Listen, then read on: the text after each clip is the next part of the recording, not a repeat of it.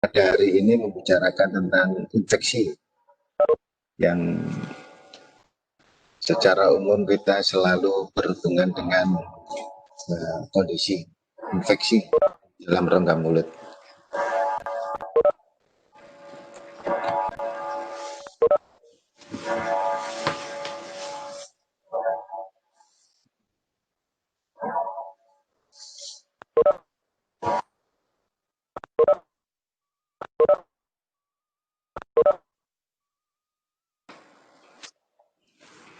Next, selanjutnya.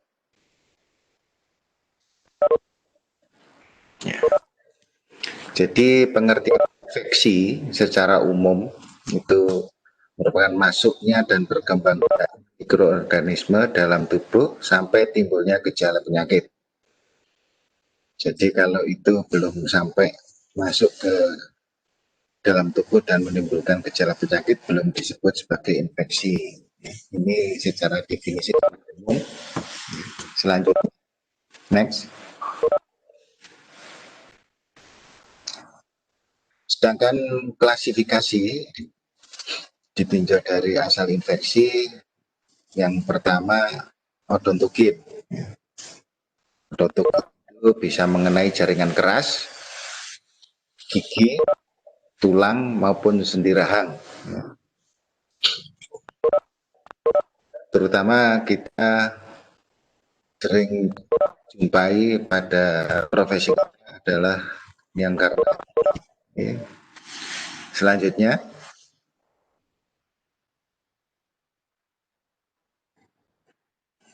yang kedua bisa jaringan lunak. Jaringan lunak ini bisa submandibular, submental, sublingual, submasseter, subtemporal, pterygomandibular, parafaringeal,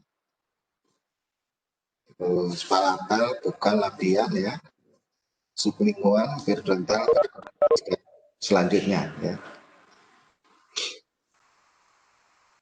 Yang sering kita jumpai adalah yang banyak dari daerah submandibular maupun submental. Ini yang sering dijumpai pada pikiran bawah. Selanjutnya, sedangkan yang odontogen, yang pertama jaringan keras, yaitu tulang, rahang, maupun sendi. Ya. Itu sedangkan jaringan lunak, ini kelenjar limfa, kelenjar ludah, lidah, bibir, palatum, dan gingiva. Ya. Selanjutnya, sedangkan infeksi yang ditinjau dari penyebab infeksi yaitu kuman, itu ada terdiri dari infeksi yang non spesifik. Itu meliputi bakteri positif, bisa streptococcus, staphylococcus, lactobacillus, ya. Yang ini merupakan bakteri yang dominan di dalam rongga mulut. Jadi kita tahu jenis-jenis atau macam bakteri yang ada di rongga mulut, kita dengan mudah bisa menentukan obat-obat apa yang nanti bisa diberikan sesuai dengan bakterinya, ya. Yang kedua, bakteri gram negatif, yaitu E. coli, Klebsiella, Haemophilus, dan Beta proteus. Ini jenis-jenis bakteri gram negatif. Selanjutnya, next. Sedangkan infeksi yang spesifik, ini maksudnya infeksi yang jelas itu penyakit apa, disebabkan oleh karena bakteri apa, yaitu sifilis, ya, itu jelas. Ini bakterinya adalah Treponema pallidum. TBC itu bakterinya Mycobacterium TBC, sedangkan lepra Mycobacterium lepra, dan lain sebagainya. Ini sudah penyakit yang sudah jelas penyebabnya. Sedangkan yang karena virus, ini herpes ya, herpes simplex, morbilli, variola, ataupun varicella. Ini yang disebabkan karena virus. Selanjutnya, yang ketiga fungi atau jamur ya. Jenisnya ada beberapa, histoplasmosis, candidiasis, blastomycosis. Ini jenis dari infeksi yang disebabkan karena jamur ya. Biasanya ada di dalam rongga mulut. Ini hampir sama tampakan klinisnya dengan infeksi-infeksi yang pada umumnya ya. Tapi ini penyebabnya disebabkan karena jamur. Selanjutnya, sedangkan bakteri anaerob gram positif root unidentified itu ada beberapa macam ya. Itu Bacterium lentum, Bacterium allotyliticum, Bacterium species, Lactobacillus species, Actinomyces species, dan Bifidobacterium species. Ini jenis-jenis dari anaerob gram positif yang unidentified. Selanjutnya, anaerob gram negatif ya, root unidentified ya. Ini ada Bacteroides muralis, Bacteroides ruminicola Brew, Bacteroides melanogenicus, Bacteroides species, Fusobacterium nucleatum, dan Fusobacterium species. Ini yang jenis-jenis gram negatif. Selanjutnya, next.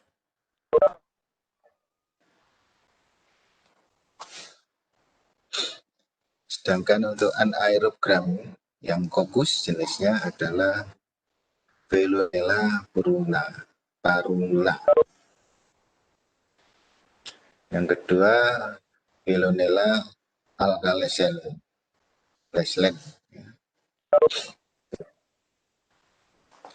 Yang fakultatif gram positif, artinya kadang ada, kadang tidak, itu Lactobacillus species dan Actinomyces. Selanjutnya,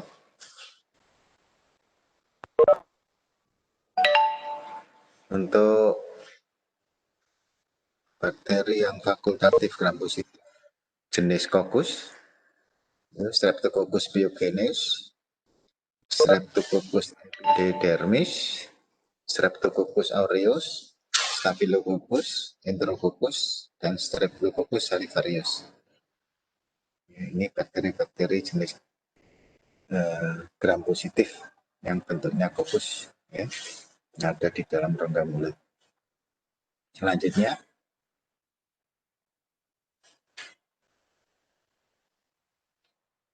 ini ada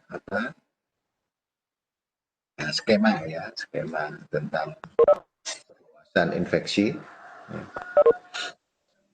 disebabkan karena gigi. Itu infeksi karena gigi bisa menyebabkan ke daerah periodontal itu maupun ke perikoronal. Sedangkan kalau itu dilanjutkan sampai ke arah periapikal, itu kalau bisa ada perlawanan dari tubuh, artinya tubuh membuat barrier, akan terjadi granuloma. Nah, granuloma yang ada pada ujung akar ini mengalami ekserbasi bisa menjadi abses periapikal. Dari abses periapikal ini bisa terjadi perikoronitis apabila infeksinya itu pada daerah perikoronal, terutama biasanya pada erupsi gigi molar 3 bawah, ya, terjadi perikoronitis. Yang selanjutnya bisa terjadi abses. Abses ini pertama-tama tentunya di daerah subperiosteal dulu, ya, di bawah periosteum. Nah, ini bisa menjalar ke sampai space di sekitar rongga mulut, ya. Abses di daerah space atau di daerah submukus.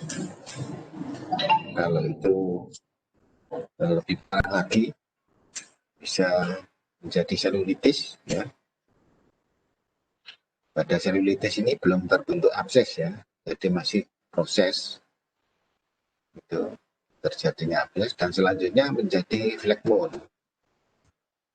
Flekmon ini yang sangat berbahaya karena bisa menyebabkan kematian. Ini tanda-tandanya tentunya juga tiap-tiap abses atau pembengkakan itu akan berbeda. Abses submukus itu akan menjadi infiltrat sampai daerah suputan.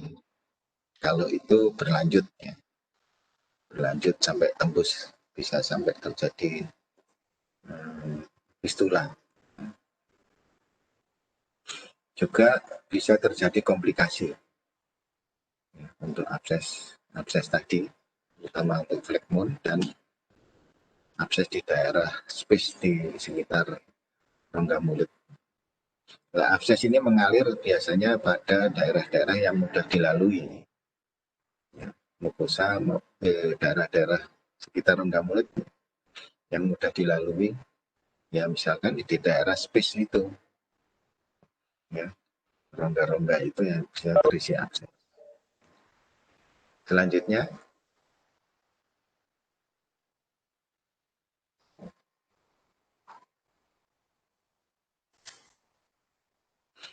ini juga apabila terjadi sinusitis, itu apabila ini pada rahang atas, ya, gigi-gigi pada rahang atas, ini akan menyebabkan sinusitis. Jadi banyak penyakit-penyakit sinusitis yang disebabkan karena gigi sebagai sumber infeksinya, ya. Juga kalau itu di daerah apikal sampai terjadi pengerasan, akan terjadi apikal sklerosis. Sedangkan kalau itu pada daerah ujung akar, akan terjadi granuloma. Granuloma mengalami eksaserbasi berlanjut bisa menjadi osteomielitis ataupun periostitis. Periostitis itu bisa menyebabkan osifikasi, jadi pengerasan pada daerah terbakar. Ini yang kadang sulit dilakukan pencabutan gigi karena akar gigi sudah mengalami pengapuran, osifikasi, sehingga tindakan kita tidak bisa dengan pencabutan biasa, tapi bisa dilakukan dengan odontektomi.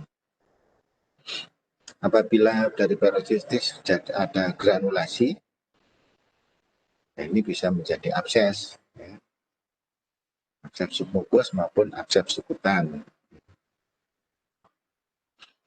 Kalau abses submukus, kalau itu sudah masuk sampai ke mukosa, ya, itu bisa terjadi fistula atau fistul pada mukosa.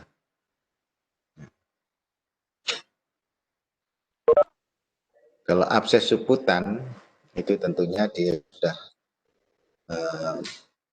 berlanjut sampai di bawah kulit, ya. Jadi secara klinis tampak, ya, pada wajah. Di sini ada benjolan abses yang di bawah kulit. Sedangkan untuk fistula pada mukosa itu apabila abses itu keluarnya tidak di ekstraoral tapi masih di intraoral. Oke. Selanjutnya, next.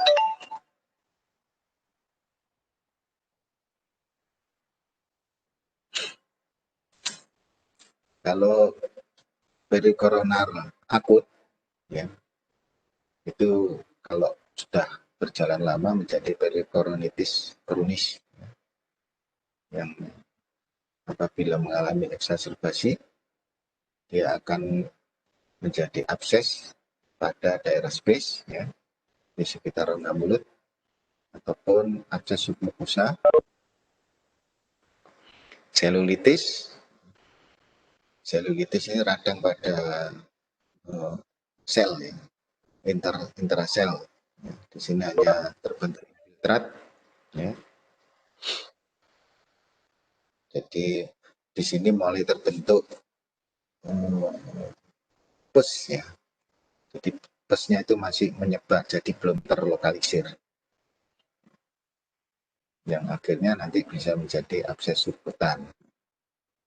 Sedangkan Black Moon itu proses lanjut dari selulitis, ya.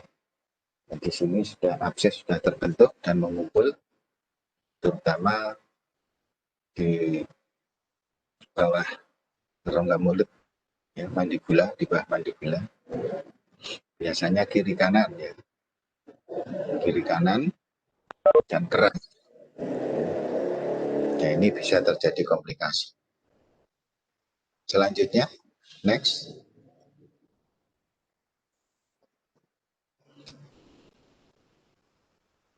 Sedangkan simptom luka pada rongga mulut,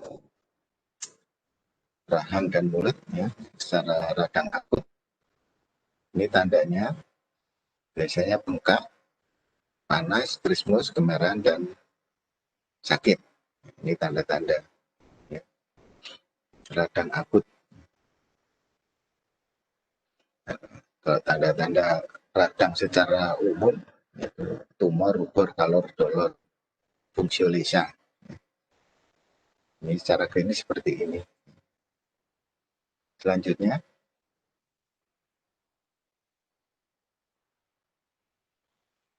kalau secara umum tentunya ada demam, ya. Kalau akut, suhu tubuh naik dan berubah-ubah. Biasanya ada sakit kepala, pasien resah, susah tidur, nadinya naik dan cepat, ritmenya tidak tetap, nafas cepat dan dangkal. Biasanya kalau nafas cepat mesti dangkal. Nafsu makan berkurang, mual, mukosa lidah merah dan kering, tekanan darah turun, dan biasanya ada limfadenitis, radang pada daerah limfa di sekitar infeksinya, sumber infeksi. Next, selanjutnya. Sedangkan diferensial diagnosis, yang pertama limfadenitis akut dan subakus, misalkan pada TBC dan toxoplasmosis. Dua, kista rahang, terutama yang mengalami infeksi, ya, pada rongga patologis, berkasul, berisi cairan dan tidak sakit. Ini kalau pada kista, ya, kista rahang.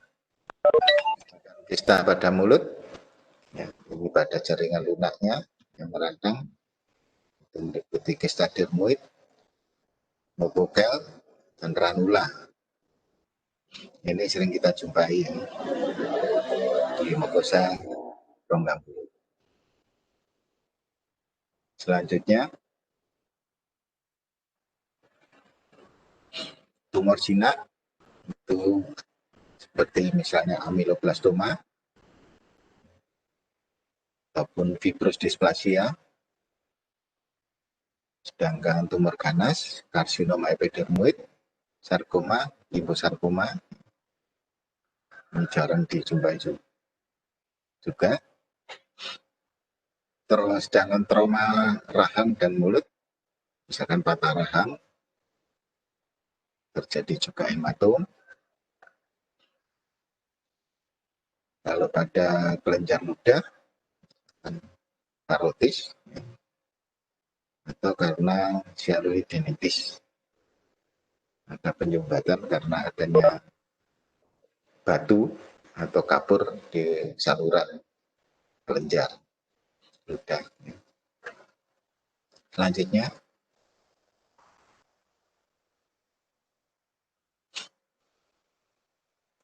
sedangkan perawatan secara umum radang odontogen yang akut. Jadi kalau kita mendapatkan kondisi radang akut, itu tentunya harus kita berikan antibiotik, ya. Karena kita tahu penyebab utama adalah bakteri. Nah, ini tadi yang sudah kita sebutkan di atas, ada macam-macam bakteri penyebab, ya. Tinggal kita memilih mana yang cocok antibiotiknya. Terus diberikan anti radang untuk meredakan peradangannya, analgetik untuk mengurangi sakit, ataupun antipiretik untuk apabila terjadi panas tubuh. Dan tidak lupa kita berikan roburansia berupa vitamin, ya, vitamin roburansia, vitamin C, dan sebagainya. Sedangkan abses ini sudah ada pusnya, ya. Jadi bisa terjadi pus. Nah, terutama untuk perawatannya kita lakukan pengeluaran pus. Kita carikan drainase. Itu bisa dengan insisi. Ini pusnya dikeluarkan. Kemudian penyebabnya tentunya harus dilakukan pencabutan. Atau kalau masih memungkinkan bisa dilakukan endodontik. Ya, tapi pada umumnya kita lakukan pencabutan gigi penyebab. Selanjutnya,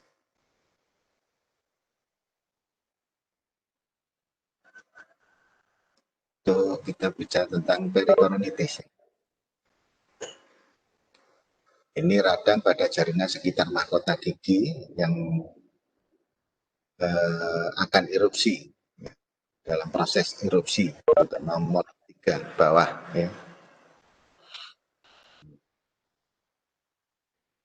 Jadi biasanya pada molar 3 rang bawah. Bisa juga terjadi pada rang atas, tapi jarang. Yang paling sering pada molar 3 rang bawah. Ini sebabkan erupsinya yang tidak baik,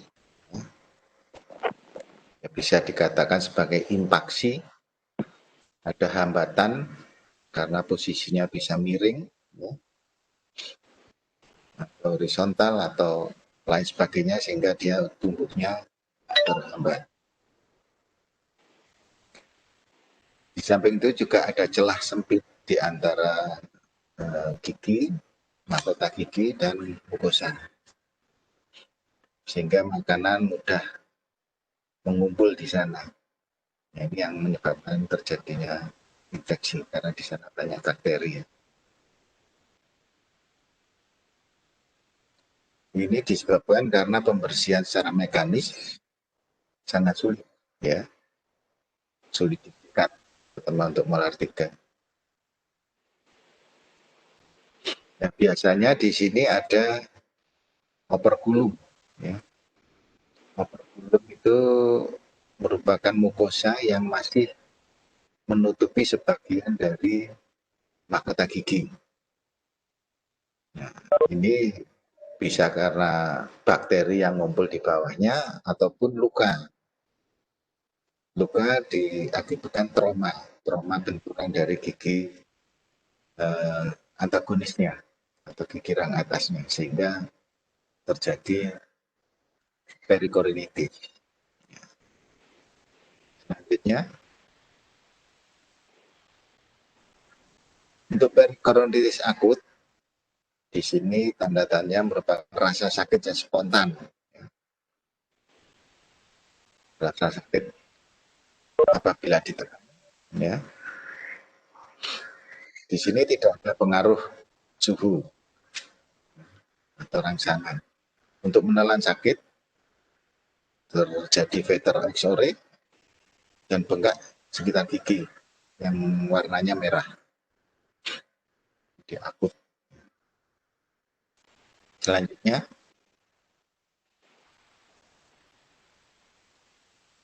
untuk tanda-tandanya secara ekstraoral biasanya terjadi bengkak pada pipi, trismen ringan, limfonodi pada perabaan terasa sakit, dan terjadi tenderness.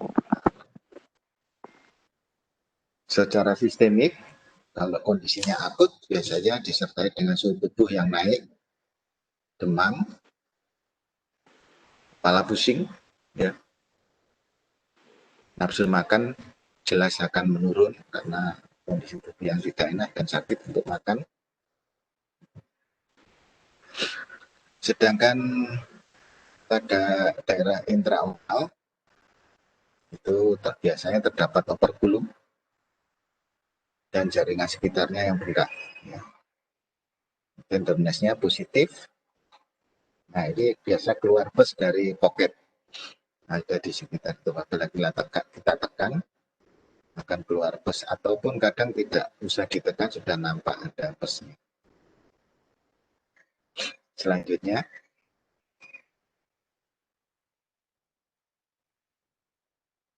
untuk perikoronitis subakut, ini tidak ada bengkak-bengkakan pada pipi, kelihatan normal-normal saja, tidak ada trismus, tetapi untuk gerakan mengunyah ada rasa sakit, terdapat pus atau cairan dari pocket, limfonodi juga sakit apabila terjadi penekanan atau perabaan, operkulum dan jaringan koronal membuka dan sakit. Jadi di sana secara intraoral operkulum dan jaringan perikoronernya membengkak dan sakit. Kadang-kadang ada ulcerasi. Ulcerasi ini biasanya disebabkan karena trauma, ya, trauma akibat benturan dari gigi antagonisnya. Ini bisa menyebabkan abses perikoroner. Selanjutnya,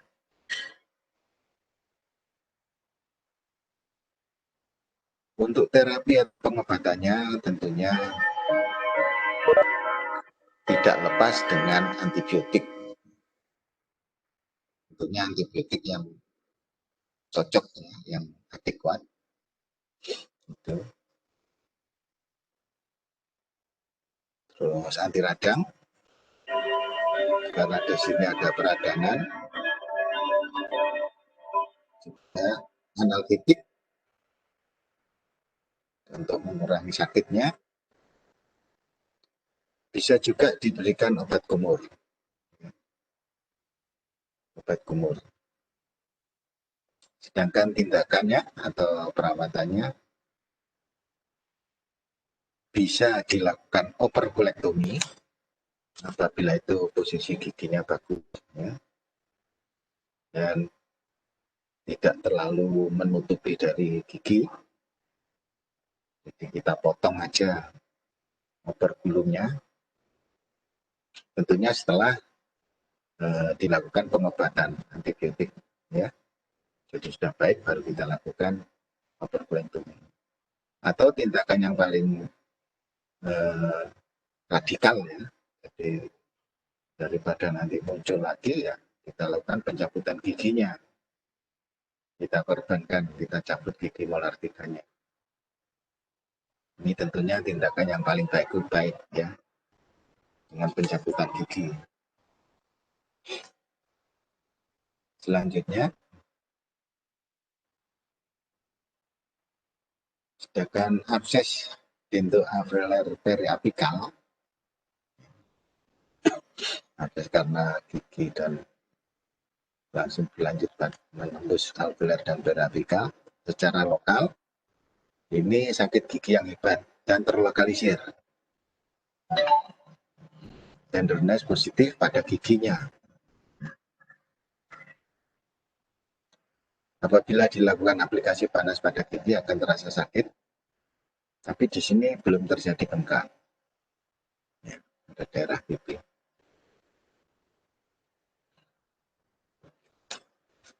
Di sini secara umum ada kenaikan suhu badan. Selanjutnya,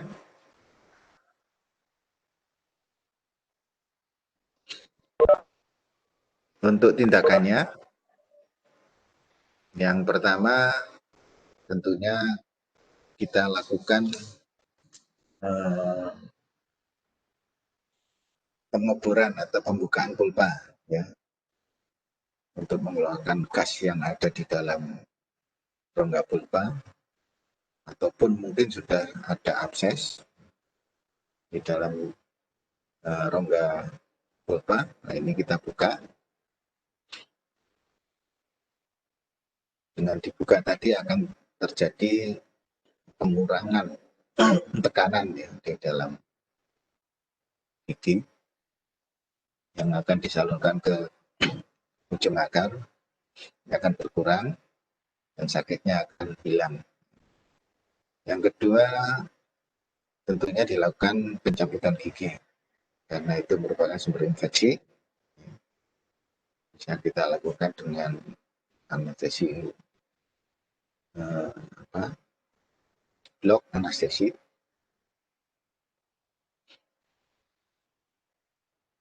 Sedangkan pengobatannya juga sama seperti yang tadi, dilakukan pemberian antibiotik, analgetik, antiinflamasi, dan roborensia. Selanjutnya,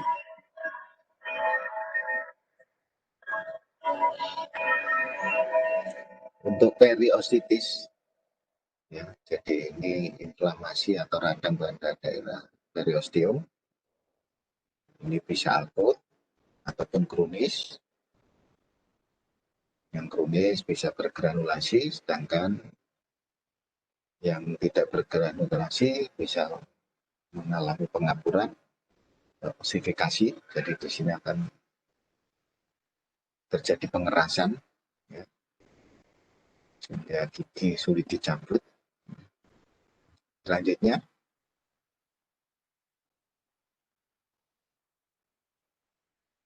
untuk periostitis akut, tanda-tanda lokalnya biasanya ada bengkak tapi ringan. Bengkak ringan.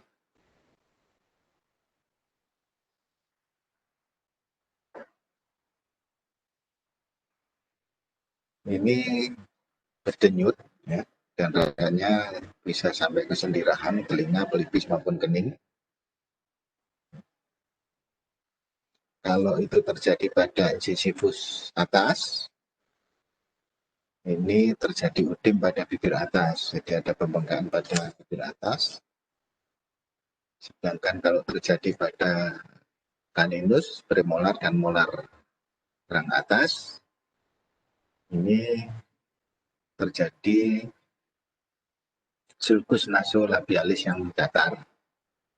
Jadi sulcus nasolabialis itu datar, jadi karena pembengkakan tadi. Bisa jadi pipi dan pelupuk mata juga terjadi pembengkakan. Ya, karena di sana terjadi pada daerah ujung akar, terutama pada gigi caninus, akarnya panjang. Kalau pada rang bawah, pada incisivus, terjadi udim pada bibir, sedangkan pada premolar maupun molar akan terjadi pembengkakan pada pipi dan tepi mandibula. Ya. Selanjutnya,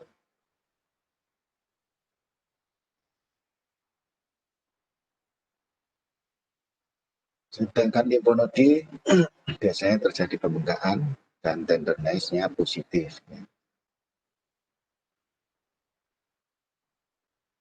Bila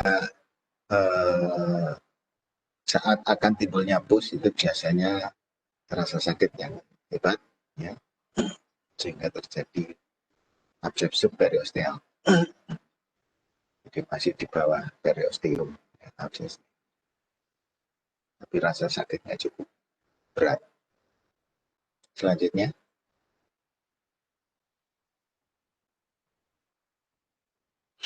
sedangkan periostitis yang bergranulasi, yang kronis, ya, biasanya hanya terjadi bengkak yang tidak besar, ya, pada pipi maupun rahang, hanya sedikit. Sedangkan pada palpasi terasa elastis dan seperti berpasir atau pseudofluktuasi, jadi belum ada fluktuasinya. Sedangkan tenderness-nya sedikit positif. Sedangkan yang berosifikasi ini bengkak juga kecil, ya, pada pipi maupun rahang. Kalau pada perabaan itu palpasi keras, ya, karena terjadi kalsifikasi tadi, besarnya 1-2 cm biasanya, bentuknya bulat, ya. Tenderness-nya negatif. Jadi ciri-cirinya kalau itu sudah mengalami osifikasi, itu akan terjadi pengerasan, terutama kita tahu pada saat palpasi. Selanjutnya,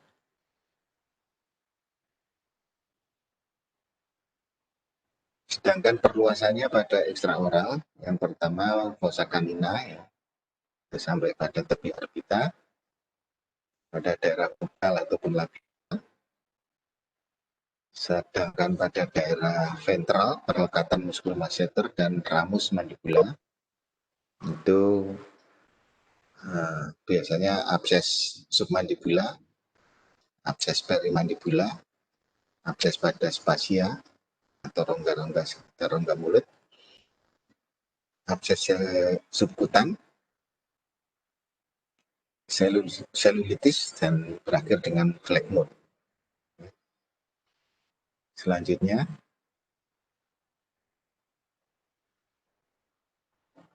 secara umum akan terjadi kenaikan suhu tubuh,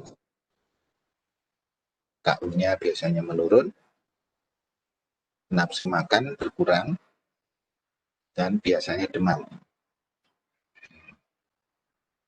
Tindakannya tentunya pencabutan gigi penyebab, ya. Itu yang paling bagus adalah pencabutan gigi yang menyebabkan.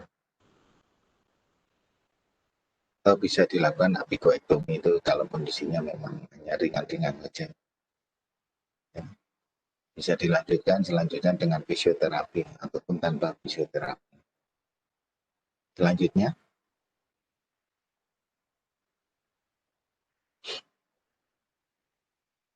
ini gambaran dari abses, ya, pada rongga mulut.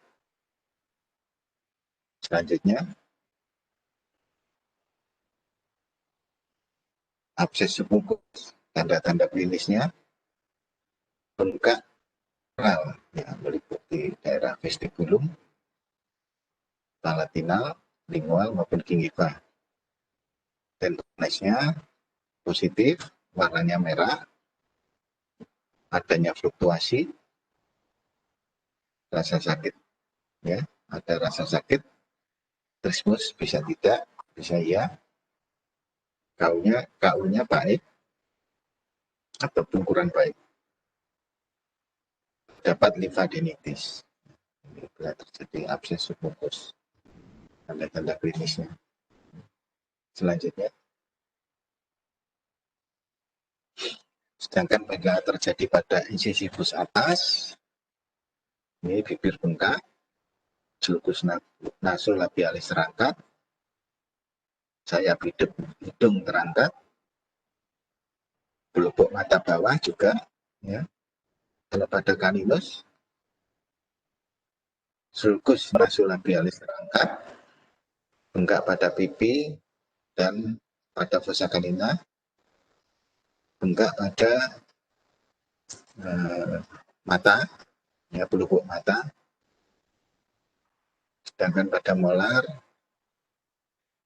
bengkak pada pelupuk mata sampai mata tertutup, ya, ini bisa terjadi. Pipinya bengkak pada daerah arcus zygoma. Selanjutnya, sedangkan pada incisivus bawah bibirnya bengkak sampai dagu, pelibatan muku bugal terangkat, sedangkan daerah kan ini sampai molar, ini biasanya terjadi bengkak pada pipi bawah, pinggir korpus mandibula membesar, sedangkan lokasinya pada abses pada vestibulum, abses palatinal maupun abses lingual. Selanjutnya, nah, untuk treatment atau tindakannya, karena ini abses tentunya kita cari jalan keluarnya, ya, untuk mengeluarkan absesnya dengan dilakukan insisi, ya.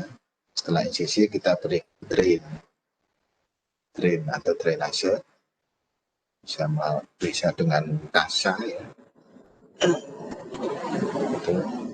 Kemudian cabut gigi penyebabnya dicabut, selanjutnya diberikan obat-obatan antibiotik, analgetik, antiinflamasi, ya,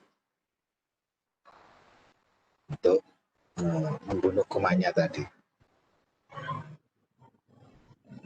Sedangkan kalau itu terjadi sudah kronis, biasanya sudah terjadi fistula intraoral.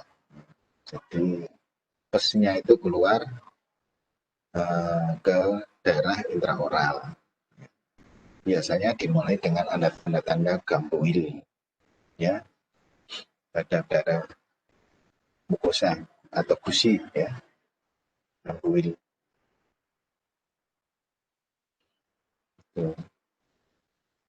Baunya biasanya baik, rasa sakit biasanya tidak ada, tenderness juga negatif.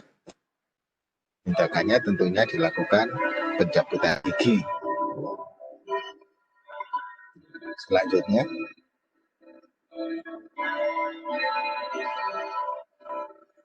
abses subkutan. Jadi absesnya itu sudah sampai di bawah kulit, ya. Bisa akut atau subakut yang kronis, ya. Selanjutnya,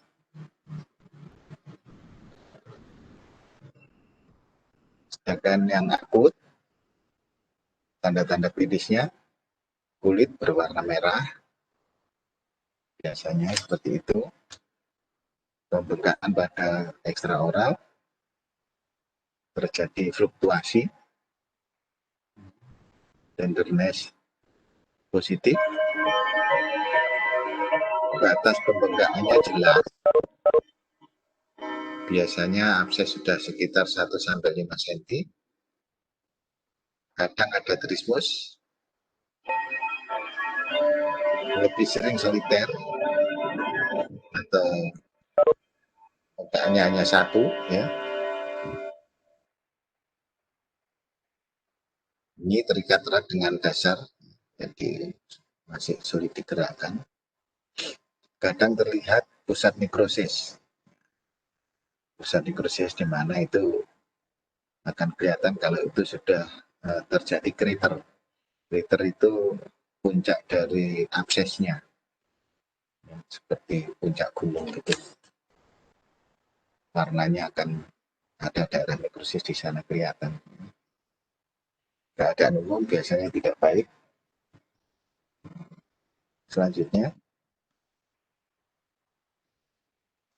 sedangkan subakut yang kronis, tanda-tanda klinisnya kulit merah sampai kebiruan, batasnya jelas, bengkak cembung, ya, dan terlokalisir, garis tengahnya biasanya sekitar 3 cm, tenderness positif, fluktuasinya jelas, pembengkakan tersebut kadang bisa digerakkan, ya.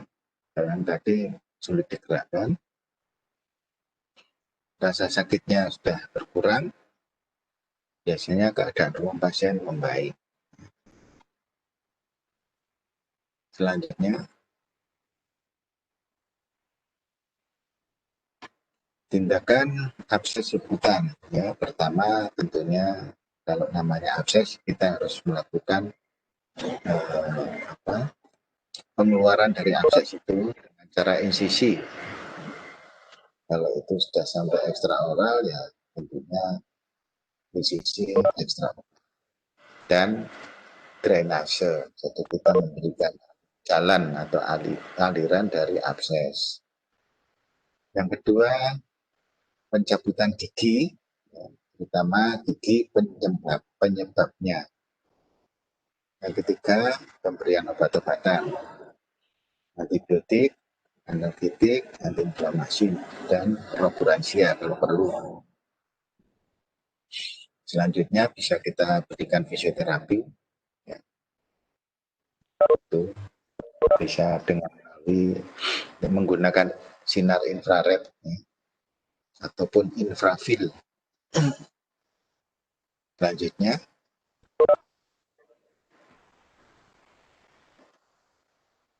ini contoh-contoh abses yang ada di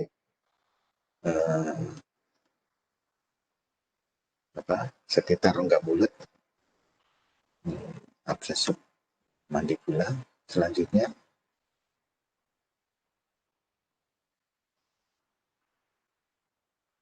fistula kulit, ya. Ini merupakan lubang kecil pada kulit yang kronis dan kadang-kadang mengeluarkan cairan yang berasal dari apel gigi yang gangren ataupun nekrose.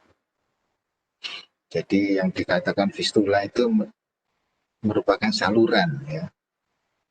Jadi saluran seperti pipa itu yang muaranya ada lubangnya. Ya, di sini merupakan lubang kecil tadi pada kulit. Tapi bukan lubangnya itu yang dikatakan fistula, tapi salurannya. Salurannya sampai pada permukaan, bisa di kulit maupun mukosa. Nah, itu yang dikatakan fistula. Kalau itu di kulit, ya fistula pada kulit. Kalau di mukosa, fistula pada mukosa. Selanjutnya,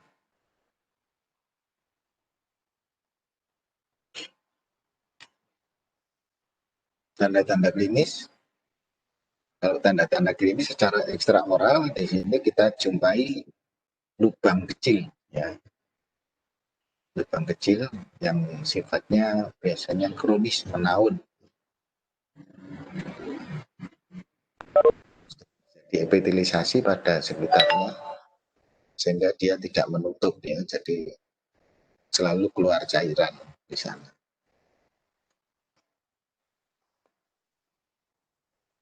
Sedangkan kulit di sekitarnya sudah nekrosis, ya, dan ada granulasinya.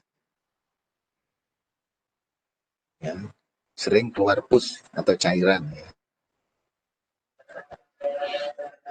Cairan pus, kalau pus itu masih awal baru biasanya warnanya juga bening, masih bening. Tapi kalau sudah lama akan kekuningan. Tenderness-nya negatif, biasanya ada gigi penyebabnya.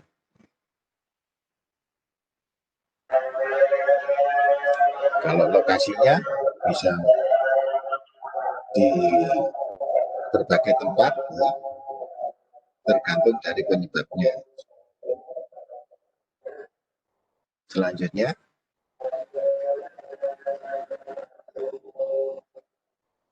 kalau di samping sayap hidung, di samping sayap hidung, biasanya penyebabnya dari incisivus atas maupun caninus atas, rahang atas. Kalau di tengah pipi, penyebabnya biasanya molar dan premolar rahang atas. Kalau di belakang sudut rahang, Penyebabnya biasanya pada molar rahang bawah. Kalau di tepi rahang bawah, penyebabnya oleh karena molar dan premolar rahang bawah. Kalau di bawah sudut mulut, biasanya penyebabnya kaninus dan premolar rahang bawah. Kalau di depan dagu, penyebabnya incisivus rahang bawah. Di bawah dagu juga di depan incisivus rahang bawah. Nah, ini terjadi pembengkakan di daerah-daerah itu tadi. Selanjutnya,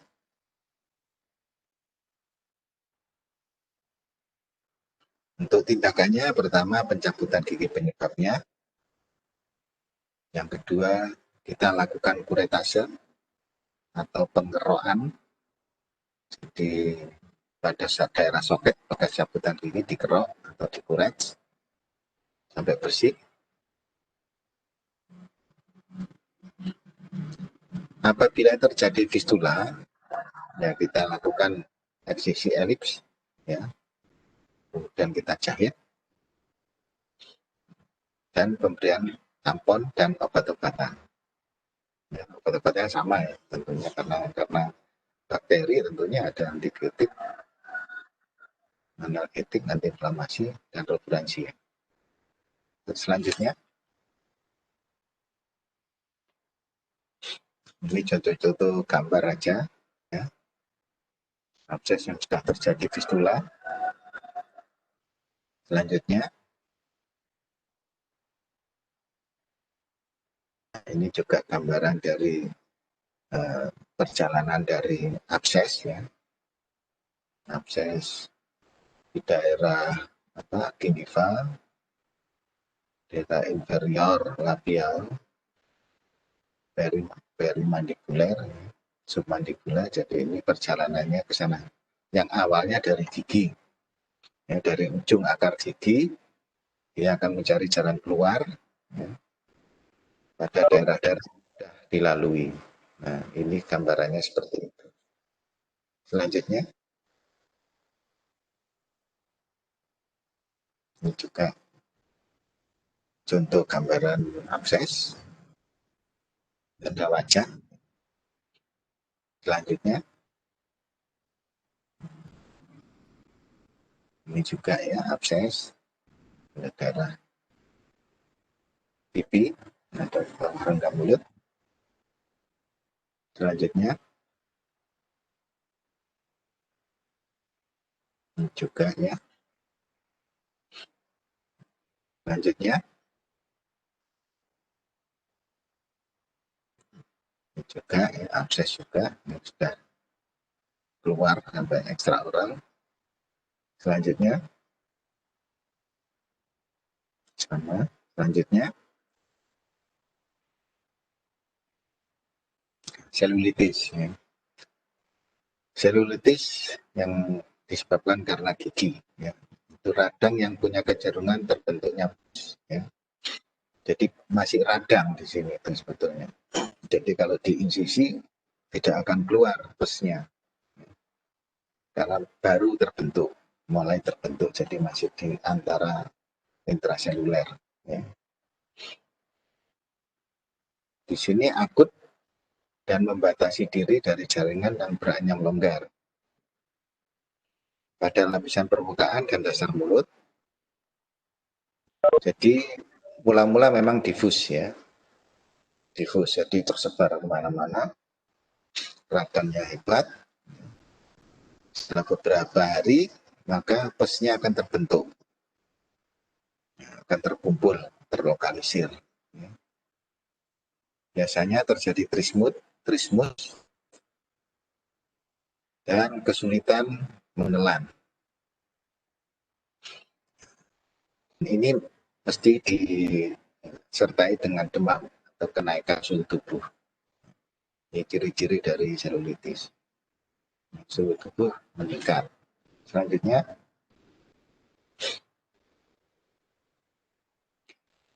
keadaan umum biasanya lemah, Ini bisa terjadi pada gigi rang bawah maupun rang atas. Bila dari gigi rang atas, biasanya terjadi bengkak pada pipi ataupun bibir, sayap hidung terangkat, kelopak mata atas dan bawah bisa tertutup,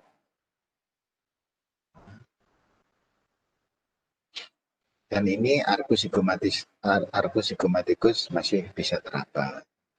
Dan bila tidak teraba, kemungkinan bisa sudah terjadi flat moon karena sudah ada abses nanahnya. Selanjutnya, untuk kelenjar limpa submental, submandibular bengkak dan sakit sekali.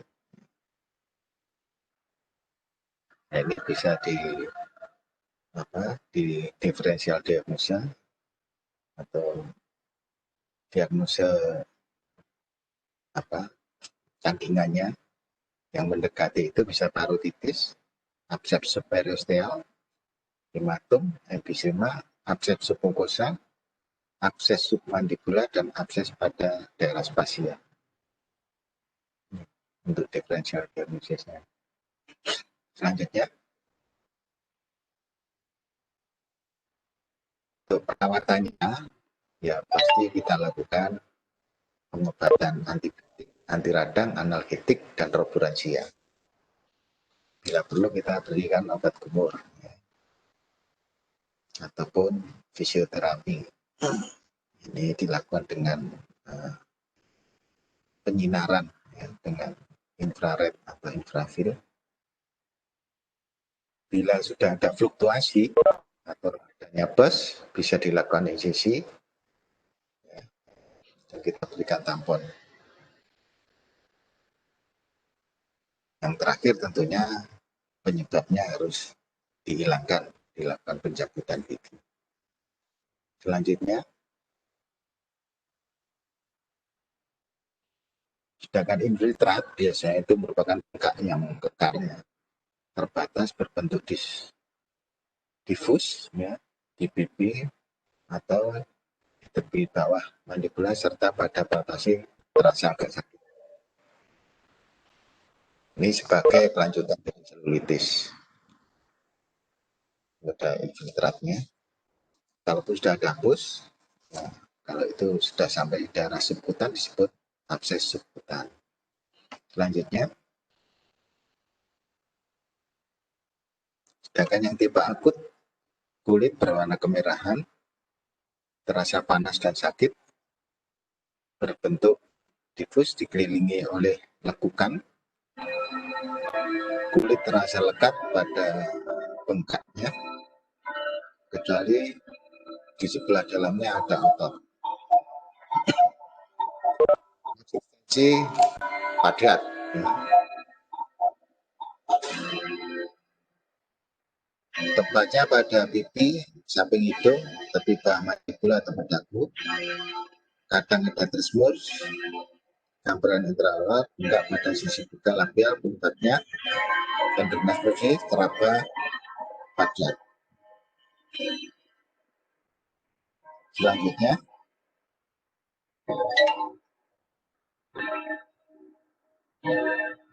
sedangkan yang subakut, ini warna kulitnya biasanya normal, tidak terasa panas, berbentuk diskus, kulit tidak lekat dengan bengkaknya, ukurannya 1-2 cm, konsistensinya padat, ya. Gambaran intraoral terlihat bengkak, kadang masih ada trismus, tenderness negatif ataupun positif. Lokasinya bisa di pipi, tepi mandibula, dagu, dan samping hidung. Selanjutnya, diferensial diagnosisnya bisa abses subakut, TBC maupun tumor. Terapinya tentunya sama, antibiotik, anti radang, analgetik, ya. Dan selanjutnya, ya, tentunya pencabutan gigi. Yang terakhir, flat moon, ya.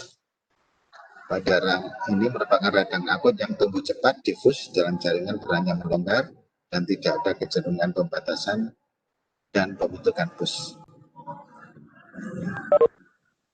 Penyebabnya adalah kuman Streptococcus hemolyticus. Adanya gas gangren penyebab Streptococcus perfringens. Selanjutnya,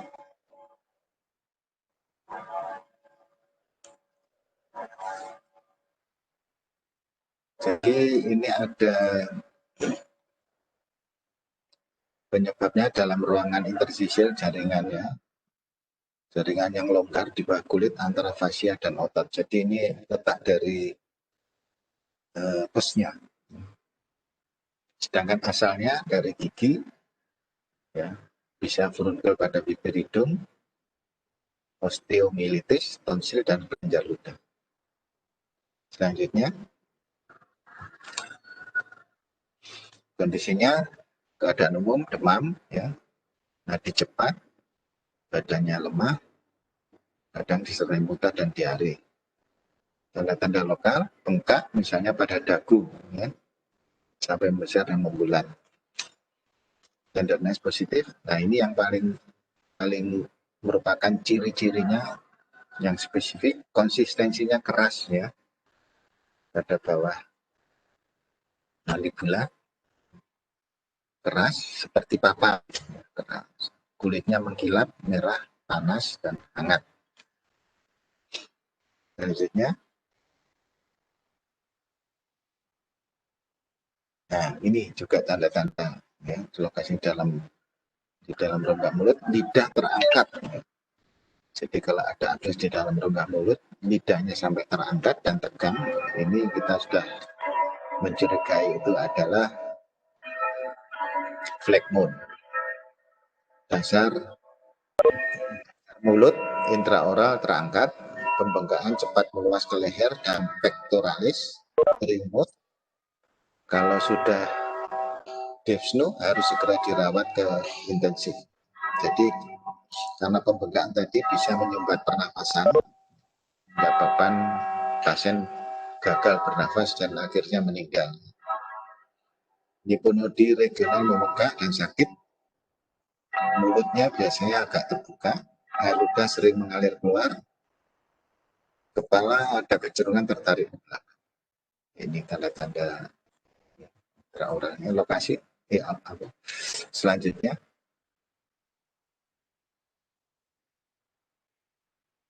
ya. Sedangkan untuk perang atas juga sama, ya. Untuk terapi tindakannya tentunya antibiotika dosis tinggi, ya, itu harus kita berikan anaerob maupun aerob, ya. Anti radang, analgetik, antibiotik, roburansia, betres, kalau perlu infus, insisi, ya, dilakukan melihat kondisi lokal maupun umum. Bila terpaksa kita perlu melakukan tracheostomi. Ya. Jadi untuk menentukan antibiotik yang adekuat, karena ini penting, tentunya kita melakukan tes kepekaan kuman atau kultur. Nah ini tadi tentang infeksi pada daerah rongga mulut. Saya kira waktunya sudah berakhir. Ya, saya akhiri kuliah pada hari ini dan mudah-mudahan bisa bermanfaat untuk kita semua. Terima kasih. Assalamualaikum warahmatullahi wabarakatuh. Terima kasih, Dokter.